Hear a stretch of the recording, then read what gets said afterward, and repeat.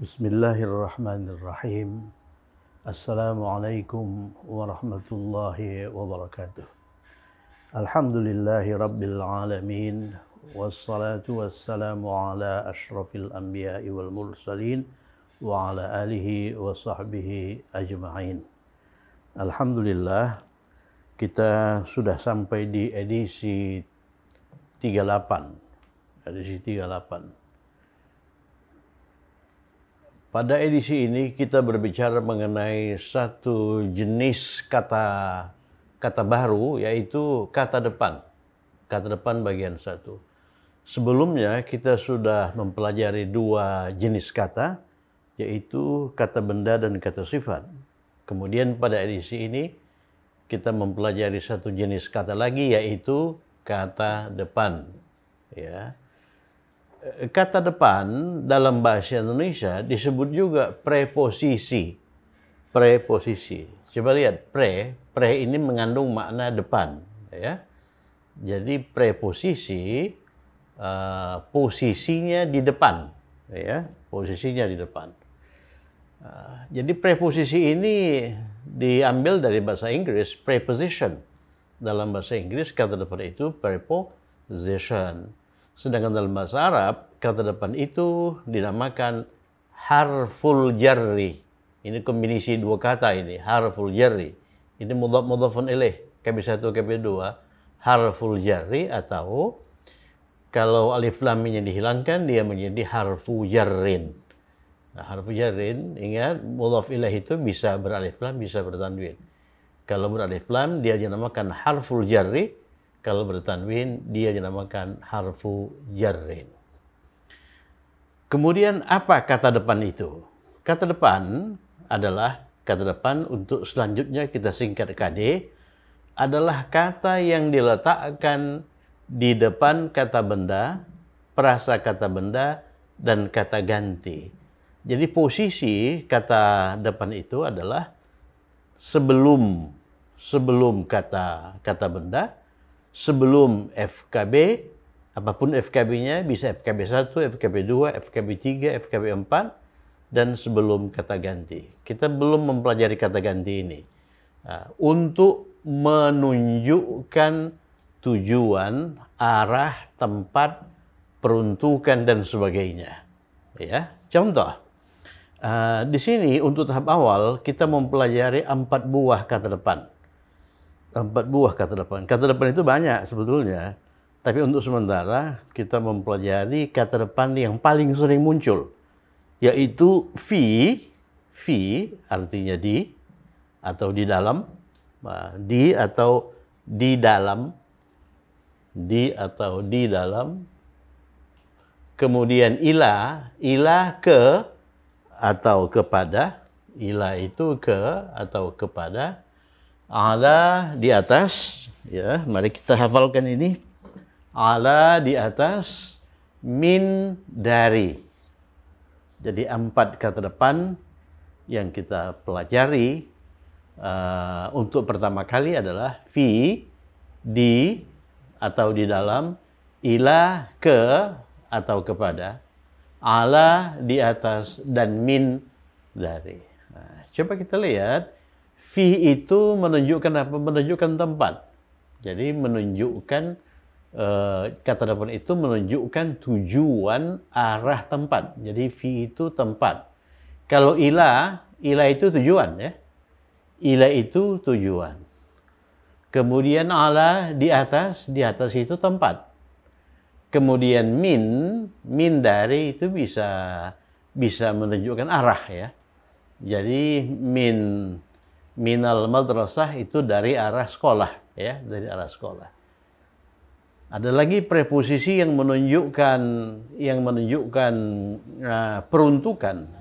Untuk itu li, dan sebagainya. Kemudian sehubungan dengan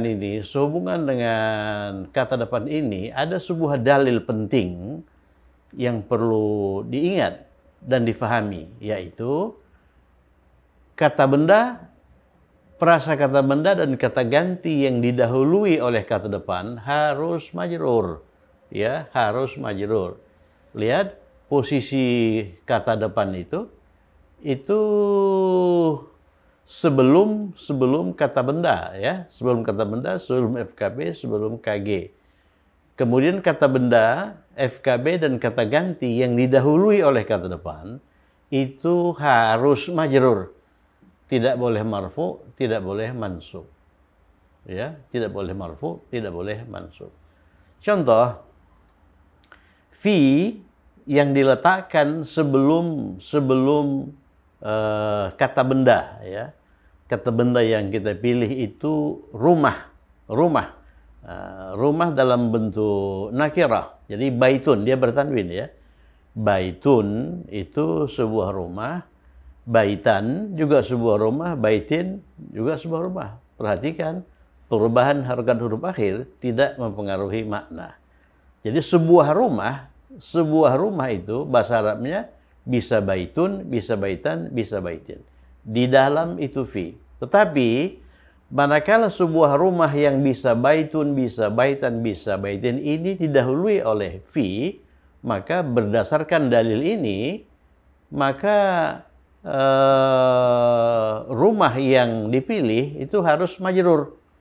Jadi tidak boleh fi baitun, fi baitan, harus fi baitin.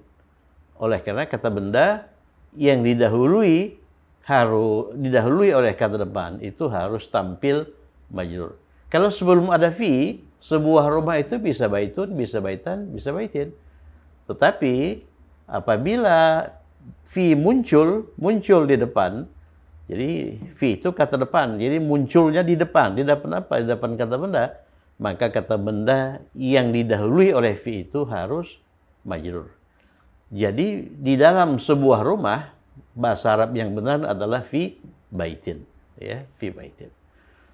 Bagaimana seandainya rumah itu ma'rifah dengan alif lam? Jadi kalau ini nakirah dengan tanwin, ma'rifah dengan alif lam. Al-baitu, al-baita, al-baiti. Artinya apa itu? Di rumah tersebut, ya, di rumah tersebut. Kemudian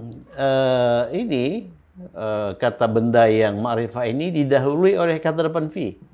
Maka akibatnya kata benda yang terpakai, kata benda yang benar itu harus kata benda yang majrur. Ini nggak pakai nih al-baitu, manakala didahului oleh fi. Al-baita juga nggak pakai.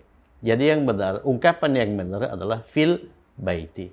Fil baiti di dalam rumah atau di rumah. Nah, begini, ini tersebut. Sebelumnya kita tekankan bahwa alif lam itu mengandung makna tersebut atau tertentu, ya. Tersebut itu sebetulnya bisa dimaknai secara implisit, secara tersirat. Misalnya dalam percakapan telepon, seorang teman bertanya kepada saya, "Antum lagi di mana?" Saya bilang, "Fil baiti." Artinya apa? Di rumah. Di rumah. Jadi bahasa Arab di rumah itu fil baiti. Mengapa saya gunakan fil baiti, kok bukan fi baitin? Oleh karena kalau saya katakan di rumah, walaupun tidak pakai tersebut dalam bahasa Indonesia, teman bicara saya itu pasti tahu rumah yang dimaksud. Rumah siapa? Ya rumah saya, tentu saja. Ya. Jadi di rumah maksudnya di rumah saya tidak kemana-mana, ya kan? Jadi pemakaian kata tersebut ini tidak perlu ditekankan secara eksplisit kalau memang itu tidak dibutuhkan, ya. Jadi fil baiti itu artinya di rumah. Misalnya teman bertanya kepada saya, antum mau pergi ke mana? Saya bilang saya mau pergi ke pasar. Ke pasar itu fisuqi, asuq. Saya menggunakan pasar dalam bentuk ma'rifah, asuq. Jadi ke pasar, saya tidak perlu menjawabnya dengan ke pasar tersebut. Oleh karena apa? Oleh karena teman saya itu pasti tahu pasar mana yang saya maksud, ya. Pasar mana yang saya maksud? Tentulah pasar di sekitar rumah saya, ya. Bukan pasar di kota lain, kan begitu kan? Nah, jadi fisuk itu di pasar. Fil madrasah itu di sekolah. Oleh karena memang sekolah saya di situ. Tidak perlu diterjemahkan di sekolah tersebut, tapi kita harus menggunakan alif lam, ya. Nah. Oke, itu sedikit mengenai kata itu dalam arti tersebut ya. Nah, kemudian contoh C ini, kata depan diikuti oleh prasa kata benda. Coba lihat, ini prasa kata benda. Dia terdiri dari dua kata. Kata yang pertama itu kata benda, kata yang kedua itu kata sifat. Jadi ini prasa kata depan yang komposisinya kata benda plus kata sifat. Nah, prasa kata depan yang keberapa itu? Prasa kata depan yang pertama, FKB 1 ya, FKB 1. Jadi sebuah rumah besar itu baitun kabirun. Ya, jadi kata sifat ini harus selaras dengan kata benda sebelumnya. Ya, atau baitan kabiron. Kalau kata bendanya baitan, kata sifatnya kabiron, kalau baitin, kata sifatnya kabir. Tetapi manakala diletakkan kata depan sebelum prasa kata benda ini, maka kita tidak boleh mengatakan fi baitun kabirun. Kita juga tidak boleh mengatakan fi baitan kabiron, tetapi kita harus mengatakan fi baitin kabirin. Mengapa begitu? Berdasarkan dalil. Jadi kata benda yang didahului oleh kata depan harus majrur. Jadi ingat itu. Jadi kata benda setelah harful jar, setelah kata depan itu harus majrur. Ini prasa kata benda yang kita pilih itu prasa kata benda 1. Sekarang kita pilih prasa kata benda 3. Prasa kata benda 3 itu kombinasi kata benda. Coba lihat, baitun kata benda, Muhammadun itu kata benda ya. Jadi kalau kita kombinasikan ini rumah Muhammad, maka kombinasinya baitu Muhammadin, boleh kan? Baitu Muhammadin boleh, baita Muhammadin boleh, baiti Muhammadin. Ingat, kata benda ini, kata benda terakhir itu harus majrur. Itu tidak bisa diganggu gugat itu. Harus Muhammadin, harus Muhammadin, harus Muhammadin. Tapi harokat huruf akhir kata benda pertama itu kan terbuka, bervariasi. Bisa dhammah, bisa fathah, bisa kasrah. Tetapi manakala di depan ada fi, harful jar, maka kita tidak boleh mengatakan fi baitu Muhammadin. Ya, tidak boleh mengatakan fi baita Muhammadin, tapi kita harus mengatakan fi baiti Muhammadin berdasarkan dalil ini. Ya. Jadi FKB prasakata benda atau KB yang didahului oleh kata depan harus majrur. Jadi ungkapan yang benar itu adalah fi baiti Muhammadin. Nah, sekarang mari kita lihat fi baiti Muhammadin. Mari kita fokus ke fi baiti Muhammadin. Apa artinya fi baiti Muhammadin? Di rumah Muhammad. Di rumah Muhammad. Di rumah Muhammad. Coba lihat harakat huruf akhir baiti. Ini harus apa? Harus kasrah. Dengan kata lain, baiti ini kasusnya itu majrur. Apa yang membuat ini majrur? Itu fi. Ya, yang membuat baiti majrur itu fi. Nah, jadi fi adalah satu kekuatan yang mengharuskan kata benda setelahnya tampil majrur. Tidak boleh tampil selain majrur. Tampil marfu nggak boleh. Ya, kalau tidak ada fi, ini bait ini seenaknya saja, bisa baitu, bisa baita, bisa baiti, bebas dia. Tapi begitu tampil fi di depan, dia harus tampil majrur. Nah, jadi fi itu mendikte kata benda ini, kata benda satu ini untuk tampil majrur. Nah, dulu pada pelajaran awal kita mempelajari bahwa harokat huruf akhir kata benda itu berubah-ubah ya, bisa baitun, bisa baitan, bisa baitin. Tapi kita belum mempelajari dalam kondisi apa kata benda itu tampil baitun, dalam kondisi apa kata benda itu tampil baitan atau tampil baitin ya. Nah, sekarang kita sudah tahu bahwa fi itu merupakan satu kekuatan yang mengharuskan kata benda setelahnya itu berharokat akhir kasrah, ya, berharokat akhir kasrah. Jadi dikatakan bahwa fi itu merupakan amil. Fi itu merupakan amil atau agent atau satu pelaku, satu kekuatan yang mengharuskan kata benda setelahnya itu tampil majrur. Sekarang kita lihat ini Muhammadin ini juga tidak bisa tampil semaunya, tidak bisa tampil Muhammadan, tidak bisa tampil Muhammadun. Mengapa? Oleh karena ini merupakan mudhaf ilaih. Mudhaf ilaih itu harus majrur. Jadi ada dua kekuatan di sini dalam prasakata benda tiga ini. Yang pertama kekuatan yang mengharuskan baiti tampil majrur.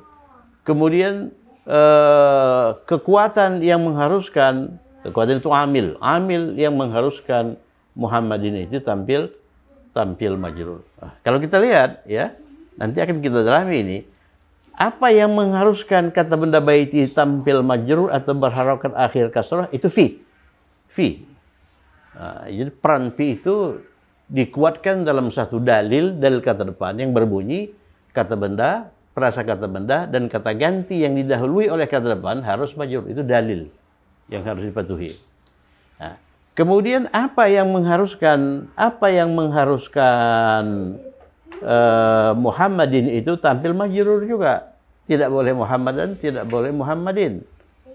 Kekuatan apa itu? Itu mudhaf. Mengapa ini? Coba lihat. Mengapa ini majrur? Oleh karena dia mudhafun ilaih. Mudhafun ilaih itu harus majrur. Mengapa ini mudhafun ilaih? Oleh karena sebelumnya ada mudhaf. Jadi mudhaf inilah sebetulnya yang mengharuskan Muhammadin itu tampil mudhafun ilaih. Kalau nggak ada mudhafun ilaih. Nah, jadi kalau ditanya apa yang membuat Muhammadin itu tampil majrur, ya mudhaf. Ya mudhaf. Atau bisa juga kita ini kan yang mengharuskan Muhammadin itu tampil majrur adalah posisinya atau jabatannya yang mudhafun ilaih. Jadi sejauh ini kita sudah mempelajari dua kekuatan, dua amil yang mengharuskan kata benda itu tampil majrur. Kebetulan dua-duanya majrur. Yang pertama harful jar fi, ya, kata depan fi. Yang kedua mudhaf. Ya, mudhaf yang mengharuskan mudhaf ilaih itu tampil majrur. Kita belum mempelajari satu amil, satu kekuatan yang mengharuskan kata benda itu tampil marfu. Belum ada kan? Juga belum kita pelajari satu kekuatan yang mengharuskan kata benda itu tampil mansub. Insya Allah akan kita pelajari nanti. Kemudian poin berikutnya, poin 6. Kombinasi kata depan dan kata benda. Atau dengan kata benda, kombinasi kata depan dan kata benda. Ini kombinasi kata depan dan kata benda. Apa itu? Fi baitin. Ya.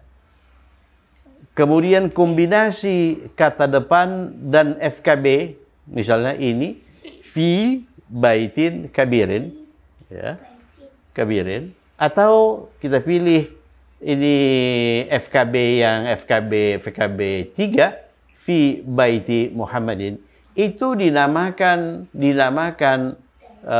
prasa preposisi atau prasa kata depan.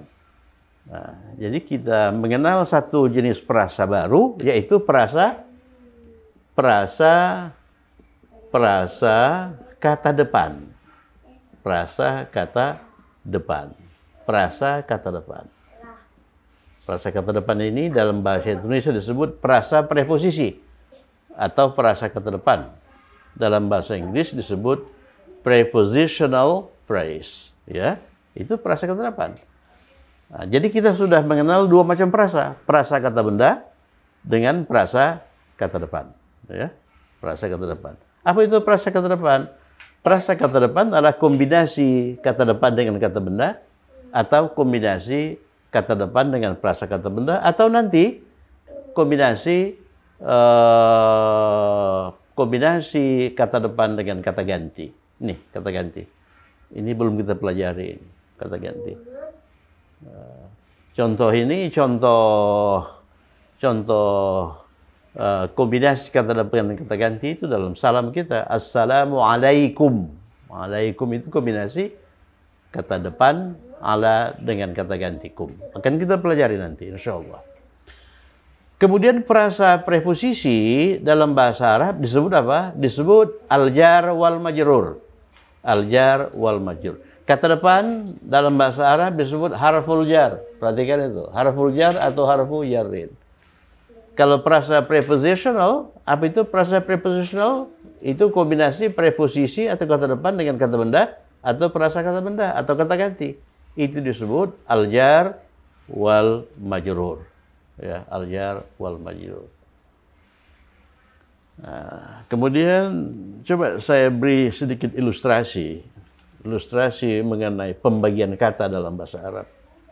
Kalau dalam bahasa Indonesia maupun dalam bahasa Inggris, kata itu dibagi ke dalam satu kata depan, kata benda, kata sifat, kata bilangan dan sebagainya. Kalau dalam bahasa Arab, kata itu disebut kalimah, kalimatun. Ya, kalimatun. Ini kata ini kata. Kita pinjam kata ini dalam bahasa Indonesia. Kalimat, kita katakan kalimat. Tapi kita rusak maknanya.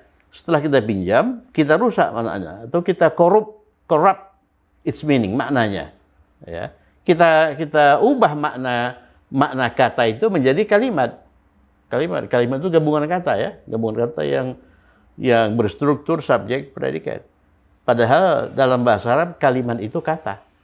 Ya, kata. Jadi kata benda itu kalimah.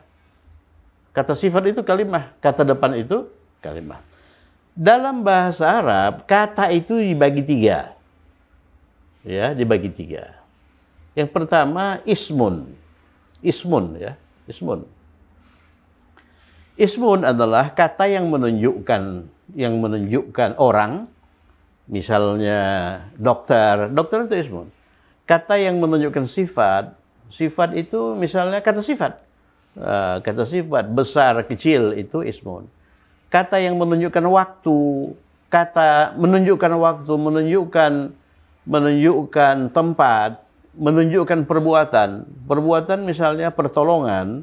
Ini pertolongan ini kata benda abstrak yang dibentuk dari kata kerja tolong ya. Tapi pertolongan itu ini kata benda. Kata benda ya. Ingat ini sebelumnya bagaimana menguji bahwa sebuah kata itu kata benda. Coba rangkai dengan kata bilangan. 1 pertolongan, 2 pertolongan, 3 pertolongan. Adakah itu? Kombinasi itu ada kan? Berarti pertolongan itu kata benda. Ya, itu termasuk isim, ya, termasuk isim. Nah, kita sudah mempelajari sejauh ini 2 jenis isim, yaitu kata benda dan kata sifat, ya. Nah, sifat. Memang isim itu dimonopoli atau sebagian besar isim itu kata benda kata sifat, ya. Nah, kata ganti juga isim, oleh karena kata ganti itu menunjukkan orang, menunjukkan benda, kan. Nah, kemudian yang kedua fi'lun. Fi'lun itu kata kerja.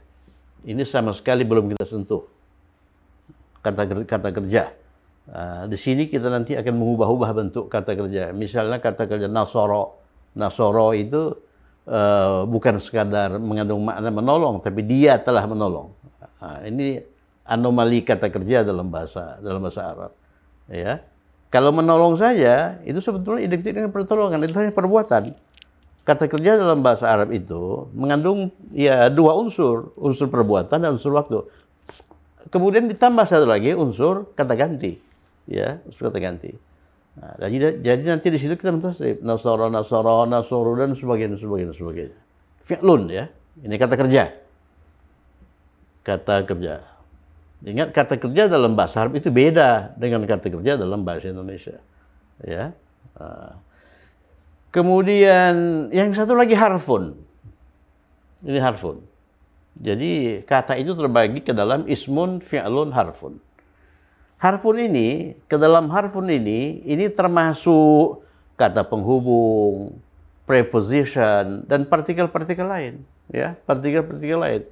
Ini harfun ini jumlahnya terbatas. Seluruh harfun itu jumlah terbatas. Dikatakan jumlahnya itu sekitar 80.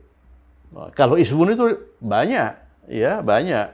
Jadi kamus itu bisa setebal itu oleh karena dia penuh dengan ismun, kata benda. Ya, kata benda, kata sifat. Dan ini berkembang terus. Jadi kalau ditemukan benda baru, kemudian dia beri nama, tambah lagi ismun, tambah lagi kata benda. Fi'lun ini juga sebetulnya relatif terbatas, tapi ini jauh lebih banyak dibandingkan dengan harfun. Nah, jadi kata depan itu termasuk harfun. Ya, kata seperti di dalam, di atas, di bawah, di samping itu termasuk harfun. Ya, jadi ini harfun ini, ciri harfun ini, kalau ini menunjukkan perbuatan, kalau ini apa? Kalau harfun ini dia tidak mempunyai makna jelas manakala dia berdiri sendiri. Coba lihat itu, fi itu. Ini harful jar ya. Fi artinya apa? Di atau di dalam. Ya, apa arti di? Apa arti di dalam? Artinya tidak jelas manakala dia berdiri sendiri. Tapi kalau ismun itu dia mempunyai arti yang relatif lebih jelas. Kalau dia berdiri sendiri, misalnya buku. Manakala dikatakan buku artinya relatif lebih jelas dibandingkan dengan kalau dikatakan fi di, ya. Ini fi ini baru mempunyai makna yang jelas manakala dia dirangkai dengan kata benda. Oleh karena rangkainya memang kata benda. Misalnya di pasar. Pasar kata benda toh? Di pasar. Nah, baru fi itu relatif mempunyai makna yang jelas. Misalnya kata benda nama di Solo, di Jogja, di Bekasi, baru dia punya makna. Di atas.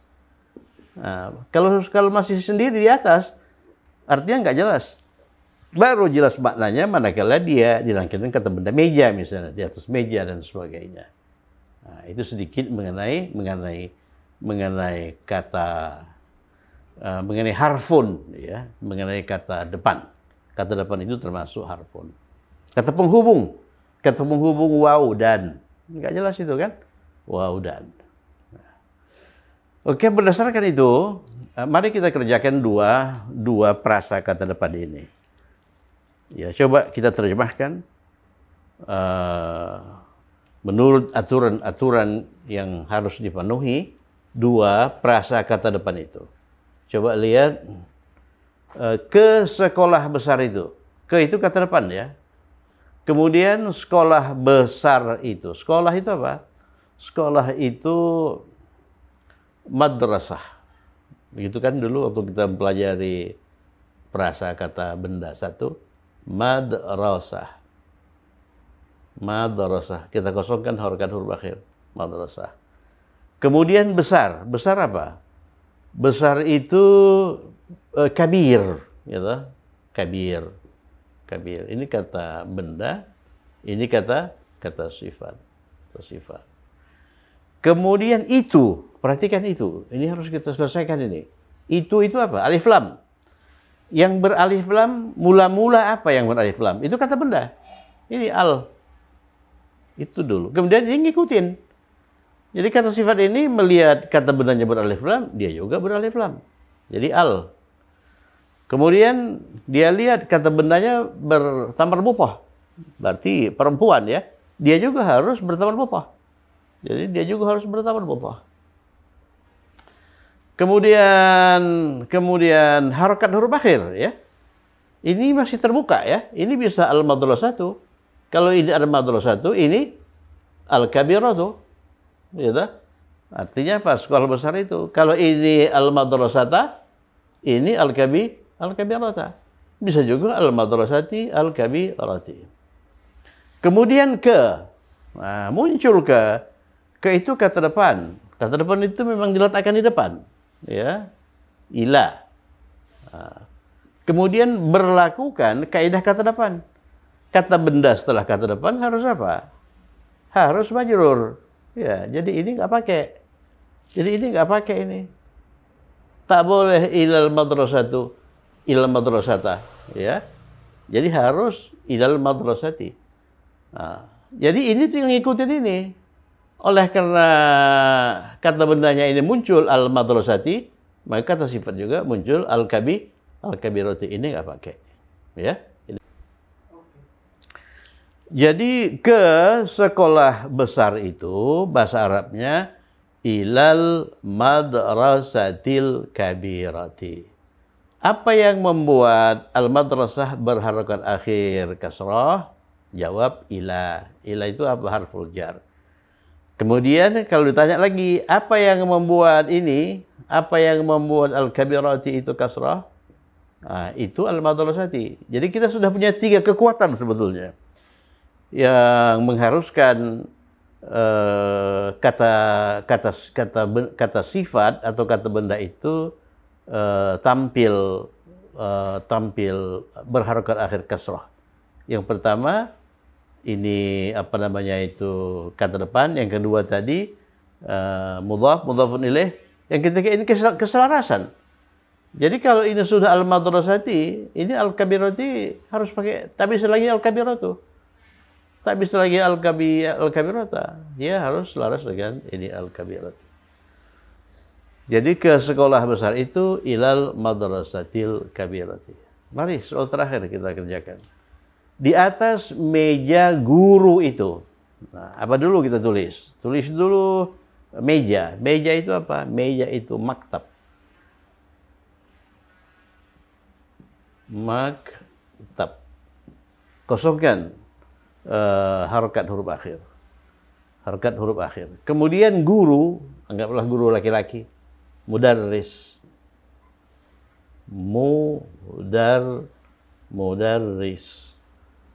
Mudarris, ya. Kosongkan harokat huruf akhir. Kemudian kita lihat ini kata sandang itu. Ingat, ini FKB berapa? Ini FKB 3 ya. Beda dengan ini. Ini FKB 1, FKB 3. Kalau dalam FKB 1 itu atau alif lam kita sandangkan di mana? Kita sandangkan di kata benda. Ya kan? Kan ini dulu yang kita beri alif lam. Oleh karena ini beralif lam, maka kata sifat ngikutin, harus patuh dengan kata benda itu. Ya kan? Tapi kalau dalam FKB 3, alif lam itu kita sandangkan di mana? Bukan di sini. Ini nggak boleh beralif lam. Nggak boleh bertanwin. Itu kita sandangkan di kata benda terakhir. Berarti al itu di sini. Kemudian berlakukan persyaratan prasakata benda dengan kombinasi kata benda. Kata benda akhir, paling akhir, itu harus majrur. Mudhafun ilaih dah. Mudhafun ilaih. Jadi ada kekuatan yang mengharuskan al-mudarris ini, kata al-mudarris ini tidak bisa tampil seenaknya. Tidak bisa tampil al-mudarris itu, tidak bisa tampil al-mudarris. Kekuatan apa itu? Kekuatan mudhaf ini. Ini mudhaf membuat ini mudhafun ilaih. Mudhafun ilaih mengharuskan harokat huruf akhirnya itu kasrah, ya, kasrah.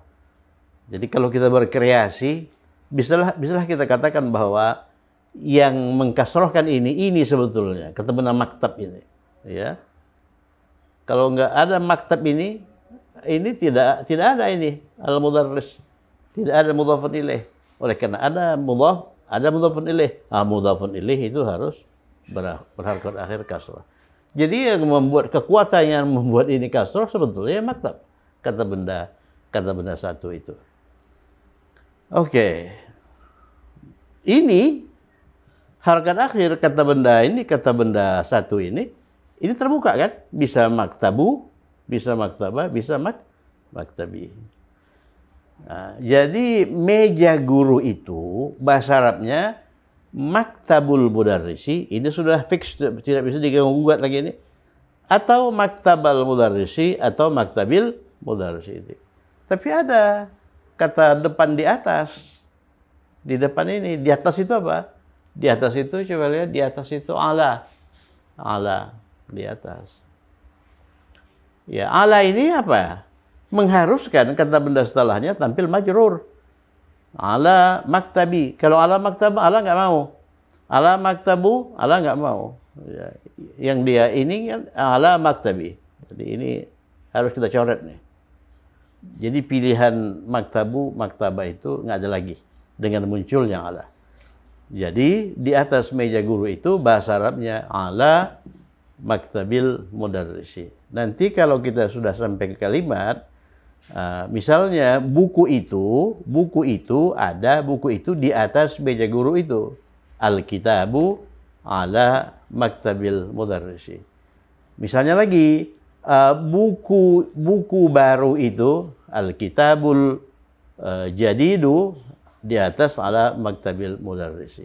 Atau buku guru itu kitabul mudarrisi ala maktabil mudarris. Nah, misalnya buku guru baru itu, yang baru apanya? Yang baru gurunya, bukan bukunya. Kitabul mudarrisil jadidi ala maktabil mudarris. Buku baru guru itu. Nah, bagaimana kalau yang baru itu bukunya? Jadi kitabul mudarrisil jadidu ya ala maktabil mudarris. Jadi harokat akhir itu, peran harokat akhir itu sangat menentukan, ya. Jangan salah memasang harokat huruf akhir. Oleh karena itu, ada satu ilmu khusus yang mempelajari harokat huruf akhir itu. Itu ilmu apa? Ilmu nahwi. Ilmu nahwi. Oke, saya kira cukup sekian. Kata depan bagian 1, kita lanjutkan insyaallah kata depan bagian 2. Tetap semangat. Semoga bermanfaat. Assalamualaikum warahmatullahi wabarakatuh.